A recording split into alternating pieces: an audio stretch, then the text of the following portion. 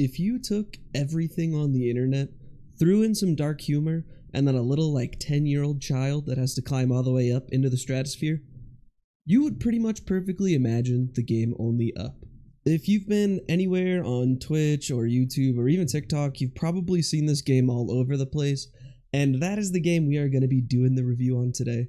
And I have to say, it was probably some of the most stressful gameplay I have personally ever been through in a long time. I probably was at like over 100 beats per minute. My heart was just going. I was sweating. It was stressful, but also a pretty good time. I was a little skeptical at first, just looking into the reviews for this game because they are pretty mixed on Steam. But however, with some of the most recent updates, I would say that the game is much more playable. I personally haven't ran into a bug in the last couple of days, at least not a game-breaking bug. There's some occasional like, oh shit, I probably should have grabbed onto that, but I didn't, sad times type of things, but I haven't, I think, lost a run, particularly because the game didn't play correctly. But before we get too into it, let's just talk about the story a little bit, which there's not really any story outside of the fact of you're this kid in the favelas, which is where the people, it looks like, are living in this universe. And for some reason, it tells you to look up, so obviously you look up. And there's just this crazy expanse of just different shit in the sky. It makes almost absolutely no sense, but it is really funny because you'll find the farther you go and the more you look, there is so many just memes. There's a lot of symbolism. There's a lot of really dark humor, I have to say, in regards to at least the world today. And I just had a lot of fun, at least laughing when I was playing the game, so it wasn't too bad. However, there are no save points in this game, so you're gonna have a bad time if you fall. As you make your way up this twisting tower of just random nonsense that is kind of thematical because as you go through different areas, you run into different things, so it's like pipes, trains, buildings, freeways, gas stations. You'll see the house from up. There's a lot of different things, but they kind of stick together depending on what altitude you're at. You'll hear some like flavor background, basically AI. This AI talks to you, and in my opinion, it's really dark humor. It kind of cracks me up. At the beginning, they'll talk about kind of like the state of the world and how kind of hard it is for people and just the everyday life of the normal person. It's just not a good time. And like I said, there's a lot of symbolism all over the place. Maybe I'm just reading into a lot of the things a little bit too much, but take it how you want. There's a lot of really fun stuff that I got out of the game just from the environment, basically. For me, I feel like if I were to have a really intense server and then I spun up Gary's mod and I spawned in like 8 billion different things that don't go together at all, but I stacked them all on top of each other, this is exactly kind of what I think I would get. The base core mechanics of the game are very straightforward though. You can walk, you can run, you can sprint, which is a little bit faster than your run because you have like a very slow walk, which while you're in the slow walk animation, it's a little bit safer, but you can't jump as far. And then you have a normal kind of like jog. I wouldn't say exactly a sprint, but it's significantly faster than your walk where you have a little bit more movement ability. You're able to jump a little bit farther and you go much faster.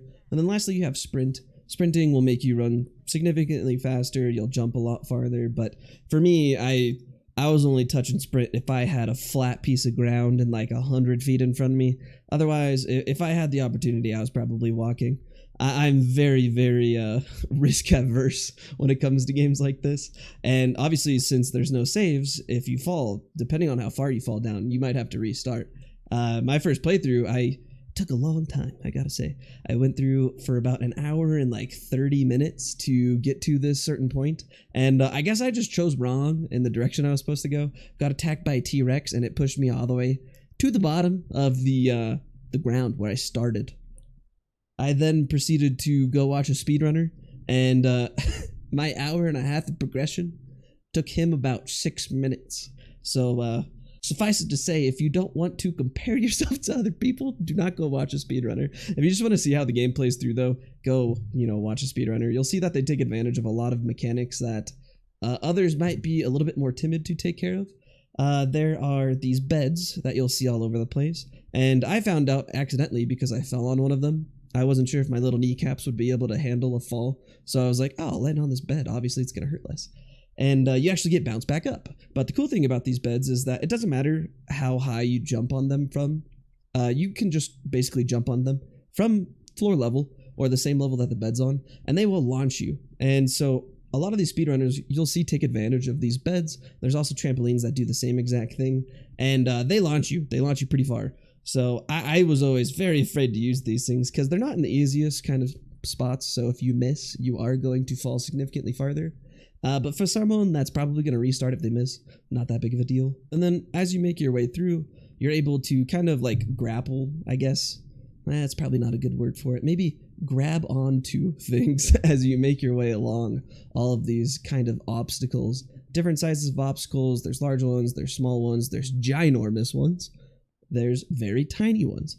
And you'll have to jump across these things. Some you might need to sprint, some you might need to walk, some you might need to run. Some people, like honestly, now with all of the changes that they've put in the last couple of patches, I say have a little bit more faith in the things you think you might be able to do. The character is significantly better at grabbing onto things now than it was when the game released, and you are able to make much longer jumps than you might think possible, and you're also able to grab onto a lot of things that you might not think you are able to. And for me, it was more just like looking at the texturing of something, or maybe like the angle, and I wouldn't think you'd be able to grab onto it because say it's like a circle, for example, but you can actually just grab onto it most likely. So I say go for it. That is, however, the whole gist of the game, and you'll be making your way up all the way until you get into space and see a man up there who is stoked to see you. But along the way, you'll run into a lot of really creepy looking characters. I have to say that the models that they used in the game scare the crap out of me. Some of these just, they're stationary people. There's dogs that move. The dogs are cute. They're adorable. But the people themselves, they have some really weird faces. There are some interesting characters placed around this world. You'll see a lot of different animals. You'll see a several hundred, maybe even 1,000-foot waifu. And there's just a lot of really random shit all over the place. You can run into Nidhogg. You'll see a couple gods. It's really just a giant hodgepodge of stuff all thrown together. I really don't think my Gary's Mod analogy is too much farther away from what exactly this game is.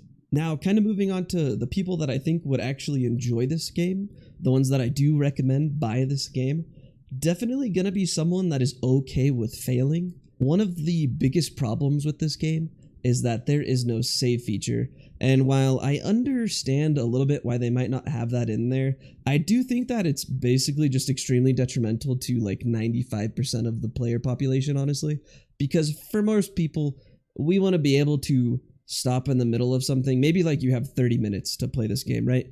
And unless you're one of these guys that's going through and taking advantage of every single shortcut, there is absolutely no chance that you're going to make it through this game in 30 minutes. And this means, unfortunately, that you're going to have to either leave your computer on and walk away. And apparently that has kind of ran into a lot of problems. There's a lot of people that do end up crashing. I would say that this game is pretty intensive on your computer, but I was playing at kind of higher settings, so that might have kind of impacted my computer. Didn't have any problems per se, but I'm playing on, much later patching, so they might have fixed a lot of the issues people were running into. A lot of the reviews talk about how they weren't able to basically play through the whole game, so they had to take a break. When they came back, the game had actually crashed, and that kind of caused them to just basically refund it immediately. So I'm really hoping that they will listen to a lot of the players and just implement a save feature, even if it's just like a checkpoint system. You don't need to be able to save exactly where your progress is. I can understand if, say, you're in the middle of 2 checkpoints, that they'll just bring you back to the last one. I don't think too many people would be upset about that, but I do think that they need to add some type of feature in the game for you to be able to save your progress, even if that's just like, okay, I made it to this checkpoint, close it. When I come back, I will start from that checkpoint, or if I want to, I can start from the beginning.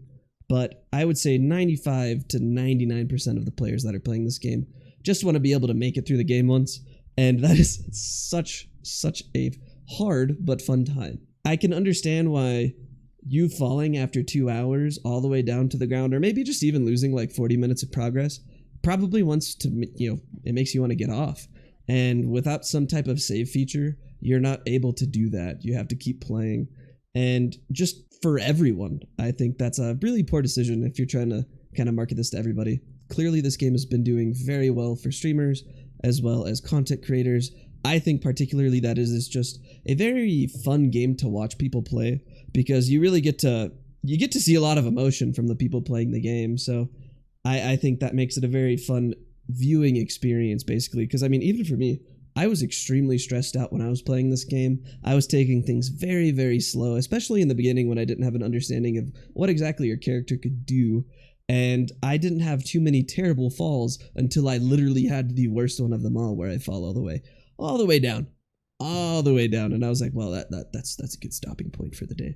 But the game in itself, I do believe, is in a very good point when it comes to the mechanic functionality of the game.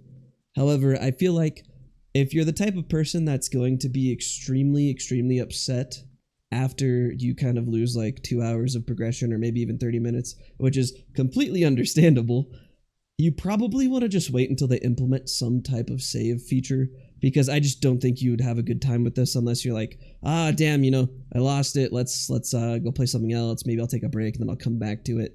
Because you really need, I think, if you're a normal person, like a solid, let's say like hour and a half to 3 hours to actually get through the whole game, at least on your first couple of runs. Maybe after you've played like 10, 15 runs, gotten very close, or even beaten it, you probably need significantly less time because you know what your character can do and exactly where you're going. But for me, I took a lot of time to kind of analyze exactly where you're going, because you're given a lot of different choices in how you want to kind of complete what you're doing. There might not be like 5 or 10, but there's generally at least 3. And for me, I kind of overanalyzed a lot of things, sometimes taking significantly longer to actually get something done. I mean, for example, like I said about the speedrunner, took him about 6 minutes to get where I was after an hour and 20, hour and 30 minutes. So without that save feature, you're probably not going to enjoy this game. However, I will say, for $10, this is a very, very, very good game that will get you either, 1, a lot of content if you're some type of content creator, or 2, just a lot of playtime. I've had a lot of fun playing this game, even though I'm redoing the things that I've done already, because you are rewarded for moving around the map, I have to say, and kind of looking at different things. I think that's kind of always a very fun thing. And then lastly, I just want to touch on the world and the music. The music is extremely random, and I feel like it seems like there's some type of like, okay, I made it to a certain point, I'm gonna play music, but it also just plays at really random times, and I think it's just really based off proximity. So you might be below where you're supposed to be for this music, but it plays anyways, so you'll hear the same music about like 15 times, really randomly for absolutely no reason, and it's very just odd, random music, to say the least. Doesn't really have any like type of theming or thematical type of like impact basically on the game at all. Very random. The world itself, if you're just kind of like looking around everything, I think it's actually one of my favorite parts of the game, because it just is, it's very grand, basically. The horizontal layout of the world. 1, you'll find out that the world's flat because you could see the ends. However, even though everything out in the distance is basically untextured polygons that kind of look like something, I mean, like you could look at the ocean and it just looks like some blobs of jello, like that's blue over there. I still think with the kind of just like ginormous view that you're given every single time you move up vertically, it just really kind of like looks and feels very good. Even if it's not very well done, it's still, I think, a very nice feature of the game. Overall, guys, I have to say, this is definitely probably at least like a 7 or 8 at its point right now. I would say on release, this was definitely a 3 or 4, just because the game mechanically did not function well, and that led to a lot of frustration for a lot of people, which was very, very understanding, because without this save feature, again, you really, really would get upset if, say, you've been playing for 45 minutes and then you get a glitch that kind of puts you through a wall and you fall all the way down.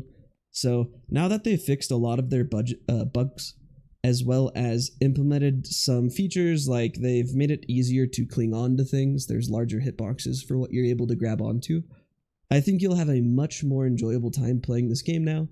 I would just, word of warning, again, without this save feature, unless you have a significantly long amount of time to actually play this game, you might want to either hold off until they implement that feature, or just be okay with the fact that you might not get to the absolute end of the game, because without, I would say, at least 2 hours just being safe for, the normal person, you'll probably not be able to get all the way to the end. So that's just my word of warning, but in general, I think it's a great game.